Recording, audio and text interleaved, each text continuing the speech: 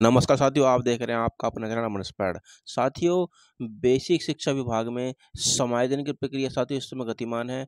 कार्य मुक्ति के आदेश जो है वे रिलीव के आदेश जो है वे साथियों जारी हो चुके हैं। हम आपको खबर दिखा रहे हैं बुलंदशहर डिस्ट्रिक्ट की, जहां पर बुलंदशहर के जो है बीएससी ने यानी बेसिक शिक्षा अधिकारी ने वहां के खंड शिक्षा अधिकारी को आदेशित किया था। और खंड शिक्षा अधिकारी के माध्यम से ऐसा पहला आदेश हुआ है कि वहाँ के प्रधानाध्यापकों को आदेश हुआ है, जिसमें उनको मुख्य रूप से क्या-क्या बातें बताई गई हैं, किन बातों पर ध्यान देने के लिए कहा गया है, तो उन बातों को आज की वीडियो में जानकारी करेंगे, बताएँगे आपको साथियों। वीडियो को देखते रहिएगा लास्ट तक अंत तक साथियों। जानकारी करते हैं, आपको बताते हैं कि साथियों जो खंड शिक्षा शिक्षा अधिकारी के माध्यम से जो प्रधानाध्यापकों को जो निर्देश मिले हैं, उसमें मुख्य रूप से बात कही गई है, जो अधिकारी है वे चाहते हैं कि इस प्रकार जो समय जो हो पहली बार जैसे हुआ है, जो 1 सप्ताह के अंदर एक यानी कि तय समय के अंतर्गत इसके बाद संवेदन की प्रक्रिया पूरी हो हुई है, तो इसमें कोई भी किसी प्रकार की खामी ना रहे। तो इसमें मुख्य रूप से वो जो प्रधानाध्यापकों को निर्देश दिया गया है कि ऐसे प्रधानाध्यापक प्राइमरी के उनको जूनियर में सहायक अध्यापक जिनको बनाया गया है, तो उन्हीं को वहीं पे रिलीव किया जाए जिनके पास जूनियर की टीईटी है। क्योंकि ऐसा कोर्ट में भी केस चल रहा है और जो है अधिकारी इस चीज़ की जानते हैं कि यदि ऐसा कर दिया तो बाद में ऐसा ना हो कि समायोजन इस आधार पे जो है कोर्ट में वो कैंसिल कर दिया जाए और सरकार ने इतनी मेहनत की, अधिकारियों ने इतनी मेहनत की है और पूरा विभाग समायोजन प्रक्रिया में लगा हुआ है, तो यह विफल ना हो जाए। तो यानी कि सरकार और अधिकारी चाह रहे हैं कि इस प्रक्रिया में कोई भी किसी प्रकार की खामी ना रहे, कोई कमी ना रहे किसी प्रकार की।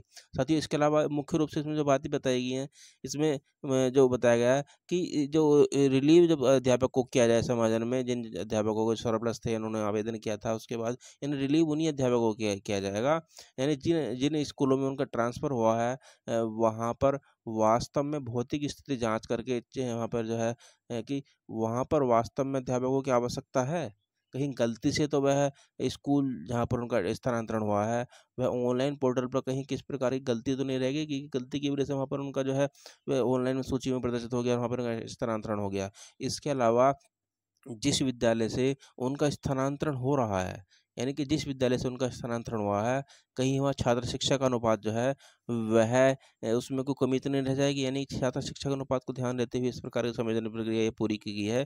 छात्र शिक्षक अनुपात को किस प्रकार की इस प्रकार कोई दिक्कत ना हो, इसलिए उसका विशेष ध्यान रखने के लिए कहा गया है। इसमें बताया गया कि जो जो छात्र शिक्षक अनुपात के अनुसार इसमें प्राइमरी का जो नीचे जो है ये जो संलग्नक के तौर पर जो है ये आदेश में दिया गया है, इसका ध्यान रखते हुए ही ये जो भी प्रधानाध्यापक हैं या जो सहायक अध्यापक हैं जिनका भी ट्रांसफ़र हुआ है, समायोजन हुआ है जिले के अंदर, उसका विशेष ध्यान रखा गया। इसमें बताया गया कि प्राथमिक विद्यालयों में 60 की संख्या तक 2 अध्यापक होने ज़रूरी हैं, 61 से 90 के मध्य 3, 91 से 120 के मध्य 4 और 121 और 200 के मध्य 5 अध्यापक जो है प्राथमिक विद्यालय में होने चाहिए। साथियों, 125 बालकों से अधिक 5 यानी 1 प्रधानाध्यापक और 2 से अधिक बालकों पे छात्र शिक्षक का अनुपात में प्रधानाध्यापक को छोड़कर 40 से अधिक नहीं होगा साथियों। यह प्राइमरी की बात कर रहे हैं। इसके अलावा यूपीएस की बात करें, जूनियर विद्यालयों की, जो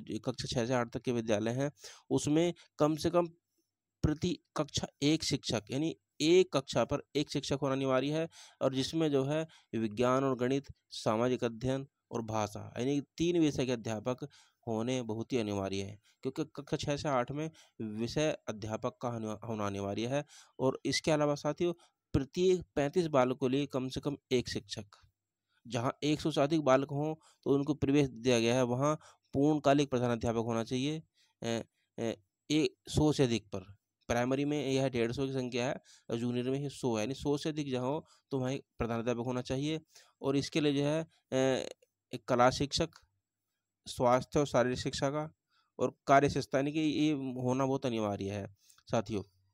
तो यह यानी कि प्रमुख रूप से जो है खंड शिक्षा अधिकारी के माध्यम से जो प्रधानाध्यापक है, सहायक अध्यापक जिनका स्थानांतरण हुआ है, इन बातों को विशेष रूप से ध्यान रखते हुए जो है आदेशित किया गया है। तो इस प्रकार जो है सरकार द्वारा, शासन द्वारा, अधिकारियों द्वारा ये जो ये समायोजन की प्रक्रिया है जो पूरी की गई है, इसको जो पूरे मनोयोग से इसमें कोई किसी प्रकार की खामी ना रहे, बाद में कोर्ट में ना उलझे किसी प्रकार की, इसमें कोई समस्या ना हो, तो सरकार द्वारा पूरा ध्यान रखा जा रहा है।